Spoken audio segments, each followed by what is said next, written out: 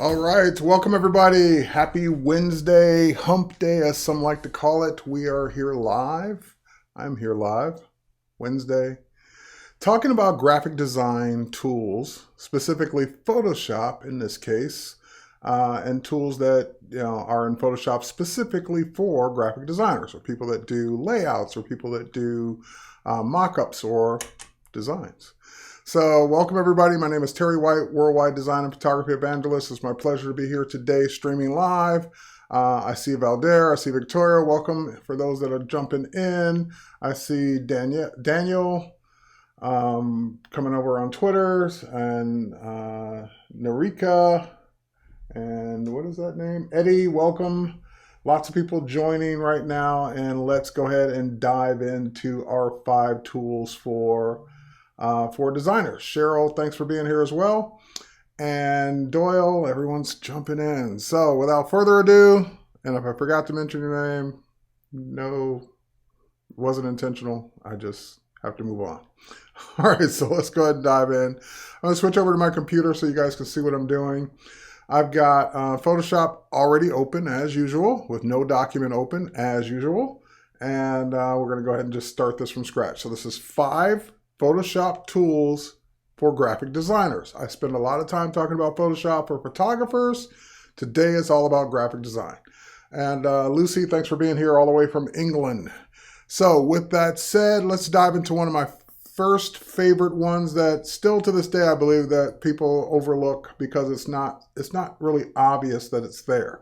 When you go to create a new document, you of course have templates, which that could be a bonus tip. The fact that you do have templates under photo, print, art, illustration, web, mobile, and film and video. So if you were looking to do a print design and you wanted a template to start off, you have templates to download that are free that are just part of your Creative Cloud membership. But that's not the tip. The tip is that when you're going to create a new document on your own, you're not going to use a template. You have this checkbox right here on the right-hand side, and this checkbox says artboards. So artboards is the first tip. If you don't check that box, Photoshop works like it always did for years and years and years. You just have one document open. You can have multiple documents open, but it's one artboard or one artboard, for lack of a better term, one image per document.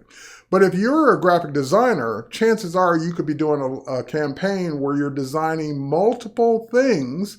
Like, for example, here's a picture of a social media set, and you notice there are 3 things in it, 3 pages. I don't want to call them pages, but 3 artboards. So if you say, hey, I want to do a campaign and I want it to all be in one document, so I can make, and the typical business example is letterhead, envelope, business card, or flyer, postcard, banner, or web banner, different size social media banners of the same thing. Then you can work in artboard. So I'm going to go ahead and create an artboard, same document size I've been using for the last few days, which is for video, 1920 by 1080.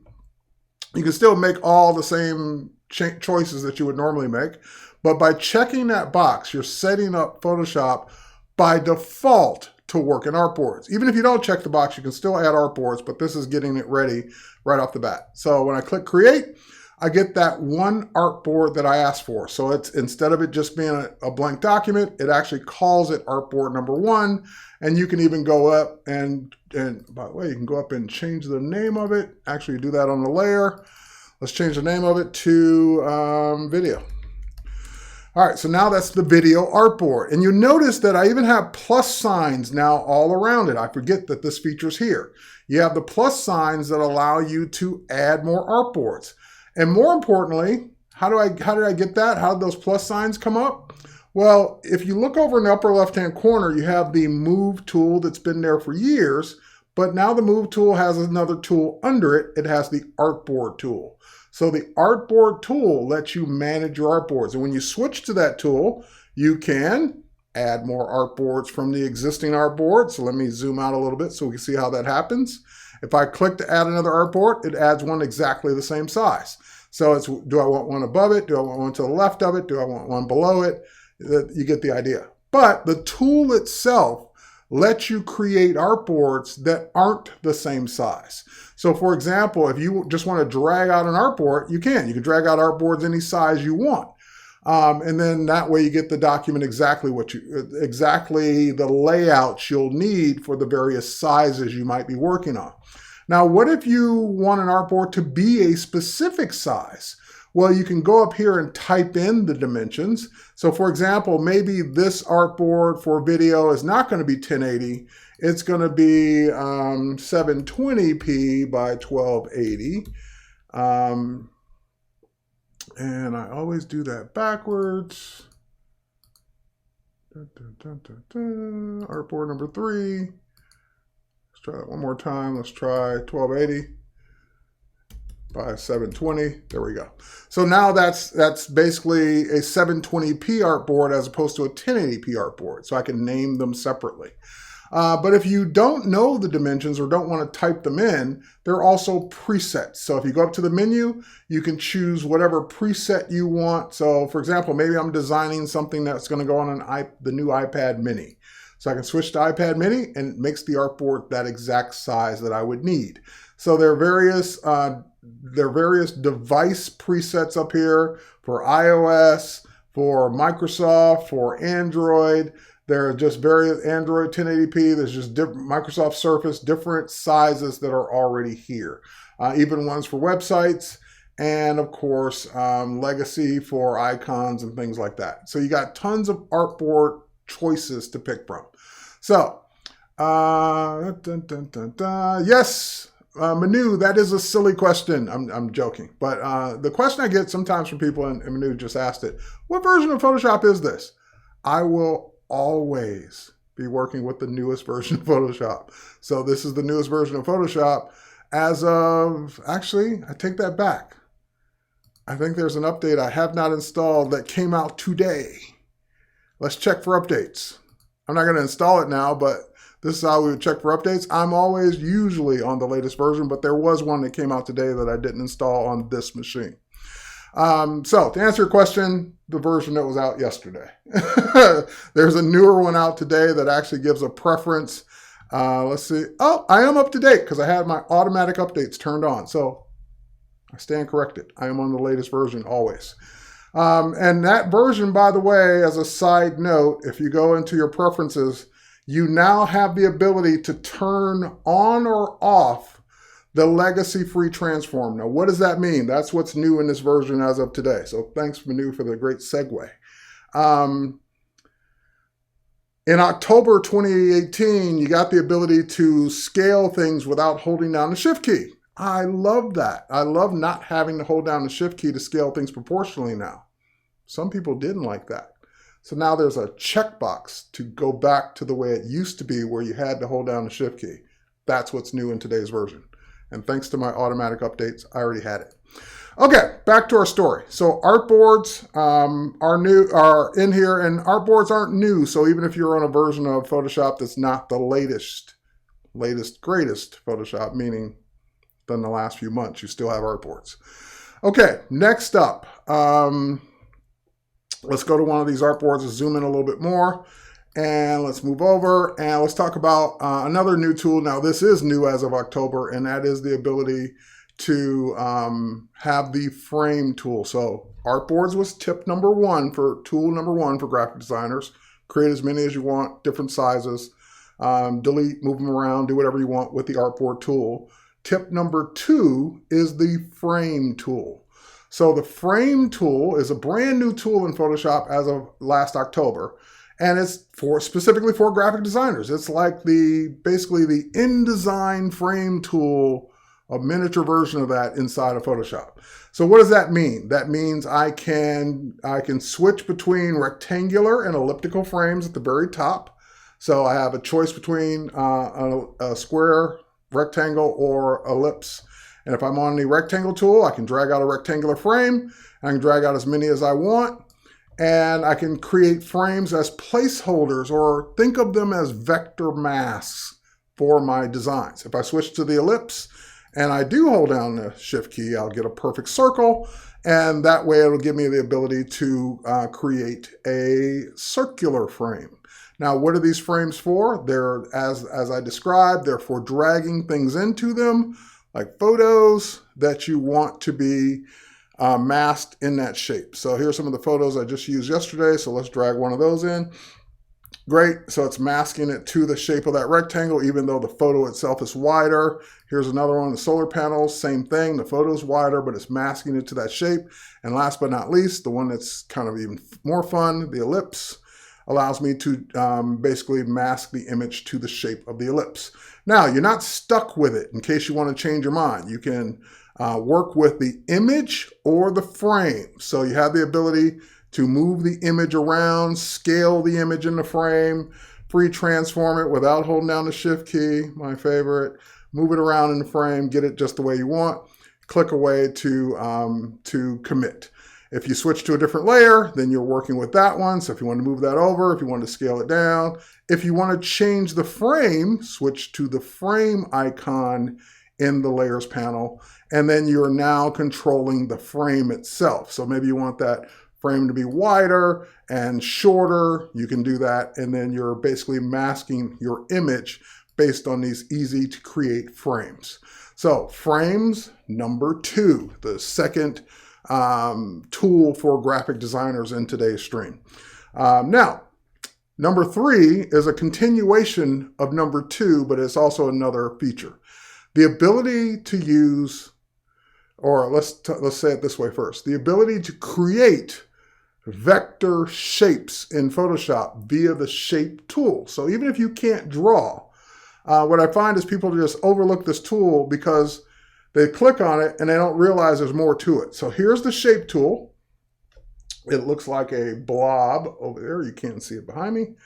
It looks like this blob. It is the custom shape tool. It looks like that little blob right there. And you can find that on your tool panel. When you click the shape tool, here's the part that's cool about it. You can go up to the actual control panel at the top, the control bar at the top, and grab dozens of shapes. So if you're looking for a specific shape, it might already be inside of Photoshop and you don't have to draw it. So I was playing around with this plane earlier. There's a car, there's a bike, there's all kinds of different symbols in here to play with, music notes. This is all kind of cool stuff. And you can switch to more categories. So a bonus tip, there are more categories. So if you're looking for arrows specifically, we can append the arrows onto this. If you're looking specifically for nature, we can append the nature shapes onto this. So I can get even more than what's there by default. All right, so for example, I'm going to switch to the plane, which is what I was using earlier. And what this will allow me to do, I am going to hold down the Shift key because this tool does require me to hold down the Shift key to make it proportional. That will give me a frame shape. I still have the vector handles. I can still reshape this if I switch to the direct selection tool. And so, for example, I can go back to this point and I can move these points around. Great. So you get the ability to have custom shapes. You get tons and I'm going to say hundreds. If you add all the libraries together, probably hundreds of different shapes. Great, great, great. And you can then use this any way you want. I filled it with whatever color my last default color was. Want to switch it to a different color? Go ahead, no problem. Use whatever colors you want to apply to it. You can also, mine has a red stroke around it because I'm usually using shapes as arrows, like red arrows pointing to things. So that's why my stroke is red by default, but you can either be no stroke or make the stroke even thicker if that's what you want. But here's the, I said this would be a continuation of tip number 2. Remember tip number 2 was the frame tool. Tip number 3 was the shape tool. Use them together and you get a bonus tip. And that is the ability to convert a shape or text into a frame. So if we right click on this shape we just created, you get the ability to convert to frame right there in the menu. So if any vector you bring in, whether you did it with the shape tool, whether you brought it in from Illustrator, whatever vector shape, however you get your vector shapes, they can be made into frames. So it's going to ask me what do I want to call this. I'm going to call it plane. And now I have a plane shape. So if I were to go up and get, go back to that, let me grab something new. Let's go. I think I had a nice, I got a nice sky scene in there. Let's go ahead and drag that in. That becomes the shape of the plane, basically filled with the sky. Same thing if I want trees instead, just drag over the trees. And as you can see, another benefit to the shape tool is I can easily update the frame tool. So I can easily update what's in the frame just by dragging those elements in. Now this image is too short, meaning it's not tall enough to fill up the plane. So I can free transform it and just make it bigger so that it fills up the frame. And of course I can move it around inside the frame and get that part of it that I want to see. All right, so vector shapes, number 3, use them with number 2, and then you also get custom frames. All right, next. Editing videos in Photoshop CS6. Ian, I'm sorry, I can't help you with that. He's asking a question about editing video in Photoshop CS6. I haven't used Photoshop CS6 in years, so I have no idea why you're not able to edit videos and why you're not getting the right kind of document. It could be the video itself. It could be a number of things, but that version is so far back, I haven't loaded it, haven't launched it in years. So like since 2012. So I have no idea what's going on. Call customer service. They should probably be able to walk you through it. Okay, next up, we've got vector shapes. Okay, number 4. Let's go ahead and open up number 4. Open up a different document for this one. We're going to, we're going to create a new document for this one. Let's go create new. I'm going to open up one of the templates I downloaded. So these are different cans, as you can see. Each one has a layer group of the various cans. I'm going to stick to the first one. I'm going to twirl it down. And I'm going to go into the can label and twirl that down. And inside the can label is this whole Photoshop group. We're going to talk about that really as tip number 5 in a minute. But I want to edit the label. So I'm going to double click on it, which will open up the label as a separate document. We're going to talk about tip number 4 is I want to blend this orange or this darker orange on top of the lighter orange and the line. So I can see this as multiple things. There's the lines, there's the lighter orange, there's the darker orange on top.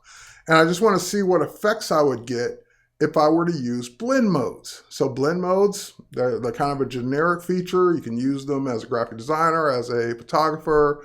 Can you use it as a frame? Can I use what as a frame, Sandy? If you're talking about the plane, because I didn't see it earlier, we saw me do that. But if it's something else, let me know. All right, so I want to use a blend mode, and typically I would have to either know which blend mode I want. So I go to normal, and I'd have to click on each one. But as we know now in the latest version of Photoshop, we have the ability to do live blend mode. So all I do is just scroll down and hover until I see the one that looks like what I want. Even when I go to different modes, it even changes the color. So there was one that I kind of liked earlier. Now I forgot which one it is. I kind of like that. It's a little busy, but I do like it. Ooh, I like that one because it's kind of subtle. So the lines are there, but they're subtle. They're kind of buried in the background. And now, once I've done that, close it, save it, and it will update that can, which we can barely see it. There it is. So the little faint lines are there. So just a subtle change by using a blend mode. And again, not having to know which one it was and not having to click on every single one to see which one it was. Just hover, find the one I want, boom, done. So live blend modes can help you in your graphic design work for doing things specifically like what I just did. You know, trying out different blends on different things that you're designing. All right. The next one, tip number 5, is actually based on something we just saw. So let me go into another document here. Let's open up another one. I'm going to open up this, this poster. So here's a poster designed in Photoshop as one artboard, one document. And inside of it are linked placed files. What does that mean? In the old days, let's go back to our blank document here. In the old days, when you would go in and place something, it would always place embedded. So let's say I do a place embedded, and let's go find something to place. It will place one of my daily challenges. So let's do the resizing one. There we go. All right. Oop, and I probably had that selected to go into something. So it might have gone into the frame I had selected. Yep, it did. Okay. So that went into that frame because that's what I had selected. So let me undo that. Let me get out of that frame. Let's create a new layer. New layer. There we go. All right. So let's place that one more time. I really don't want it to go into the frame. And there we go. We'll place it onto artboard number 2. There we go. File place. Let's do it one more time. Place embedded. And we did the resizing one. There it is. All right. So there it is. It comes in. Great. And it's there. And you might notice it looked like it had a border or a frame around it. It literally does have a white box around it. And I can't see it because we're on the artboard. But yeah, there's a white box around it. So that placed. And now that means that it's embedded, meaning that's another image. Those pixels are now in this document. So if I go change the original, nothing happens to this one. I can delete the other one. I can do whatever I want. Nothing affects this one. And if I make changes to this one, nothing affects the original because I placed it embedded. So I basically made a copy of it. So now you have a choice when you do a place. You have a place embedded, which think of that as the way Photoshop always worked for years and years and years. And now you have a place linked. So what's the difference? So if I go back to my poster, which I don't know if I still have open. Yep, I do. If I go back to my poster, these items in this poster were placed as links. So if I go edit the original Photoshop file, everywhere I've used, for example, that tape reel gets updated because it's been placed as a link. So it's not just one time in this document, it's one file that could be in many documents. And you update the one file, it updates all the documents. So you can also do it as a smart object. So when you double click on it, which by the way, let me throw that away. When you double click on it, it will make the changes to this one document, and therefore it will change it everywhere. So notice there's a document called Vimes Blur Gallery Spin Blur.psd. That's the actual file that got placed as a link. So that's somewhere on the hard drive. I'm updating it now, so everywhere it's been used. So for example, if I were to make a change to it, let's add that spin blur. So I did filter. It's already a smart object, so I can do it non-destructively. Let's go blur gallery, spin blur. That will pop the spin blur up on the middle of the screen. I can move it around. So spin blur is when you want things to look like they're spinning. We can change the feathering. We can also change the shape. We can make it bigger. We can rotate it. There we go. Move it down a bit and make it bigger this way.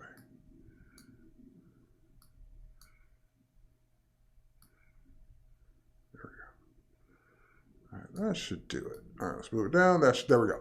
And then you even have a dial on it to control the amount of spin. So the spin blur is kind of cool when you want tires to look like they're moving, when you want wheels to look like they're turning, basically when you want to make something look like it's turning either just a little or really, really fast. Now this tape would never move that fast, so let's turn it down just a bit.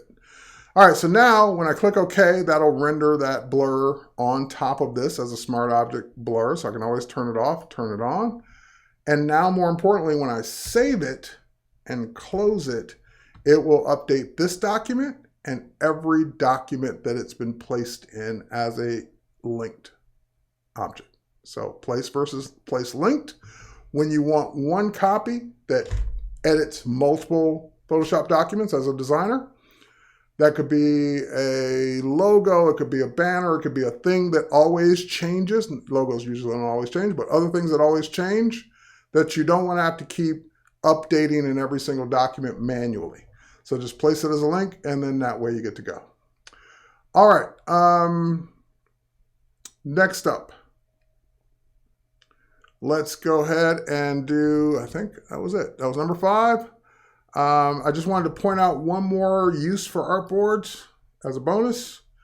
So if you've ever seen my streams on social media as a banner before they get, before the stream, like here on the Facebook page or on my YouTube, this is what they come from. So this is multiple artboards, different sizes, even some containing slightly different text, different colors, for all the social media banners that I would make for a particular stream. So for example, here's the one for the Facebook page as an event. Here's the one for the YouTube thumbnail. Here's the one for the Twitter post, social posts. So these are all basically artboards. Now, they all have the same text on them. And I don't write that text 5 or 6 different times. I write the text once, because what I've done is, as a bonus tip, not only can you place linked from another Photoshop file, but you can also automatically place a link from a CC library. So for example, I have a library of all of these different things. These items called date and time, topic, totems, which are the logos for each one of these artboards. So let's say my next stream on this channel was going to be Photoshop and Illustrator, just for example. I would double click the totems file. I would then add Illustrator to it. I would save it and close it, and it updates all the artboards because I created that file once and placed it on a copy of it on each artboard. So I don't have to go through and do it manually each time. Yeah, so never, Doyle, if you are going to use a linked image, it needs to stay where it is because it's linked. So don't throw it away, don't move it to a different place, all of that. Now, Photoshop will let you relink it, but the idea is if you're going to make something linked, keep it where it is, then you won't have the trouble of updating it later, finding it later. So same thing with the topic. This is just a text file. Now the text is white, so I can't see it. So I keep a temporary layer in there that's just a black background. I can now double click to edit the text, by the way, in Photoshop, and I can say the next stream might be 6 Illustrator and Photoshop tools for designers. Let's say that was going to be the next stream topic. Probably not, but let's say it was. Turn off that temporary layer, close it, save it. It not only updates all the artboards, but it updates all of the artboards even though they've been scaled to different sizes for the text. So just keep that in mind. This will, yes, Valdir, this will save you a lot of time. And anyone else that's out there will save a lot of time. And as a bonus tip, and then we're done, how do I get all these out as different graphics? I use a feature in Photoshop called Generator. So for example, if I were to go out to my hard drive, there's my hard drive, and I were to find a folder, I'll show it to you in just a second here. Let's get to it first. Okay, here it is. You notice that all of these graphics just got updated at 3:28, which is the current time. So if I were to look at one of these graphics, here, let's look at one of these. It has the Illustrator logo and it has the new topic. Well, I didn't hit save. I didn't hit export. How did all of these get done just by me changing the text, changing the icon? Well, if we go back to Photoshop for a second, you'll notice that each artboard is not only has a name, but it also has an extension. .png in this case. That is using a feature under the file menu called Generate Image Assets. Generate image assets is off by default. It's something you have to go turn on for your document. So every time you create a document, you want to do this, you have to go up to the File menu, Generate Image Assets.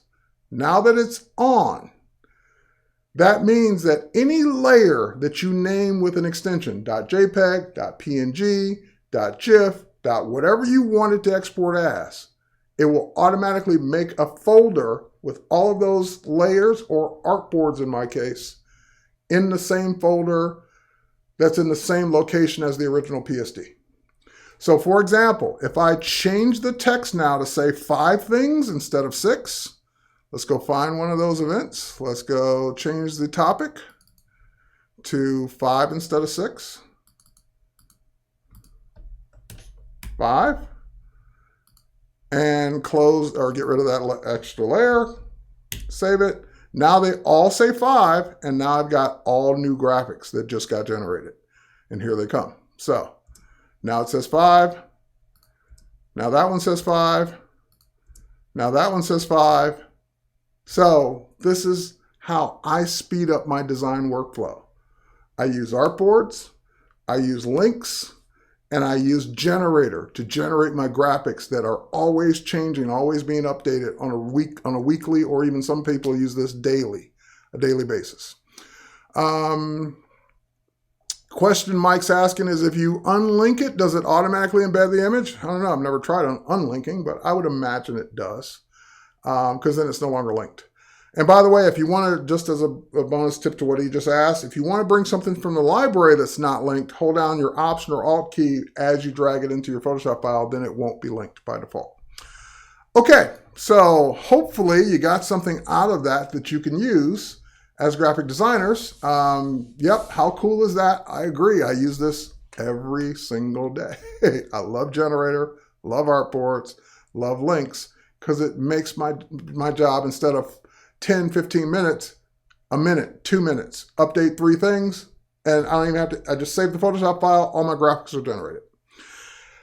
All right, and that works even if you move something. Let's say you don't change it. If you move something around, it's a change, so therefore it updates that layer or that artboard. All right, everybody, thanks for watching. Hope you got something out of this, and go have fun as graphic designers making use of these new tools in your next design projects to make your lives easier. Cheers, everybody.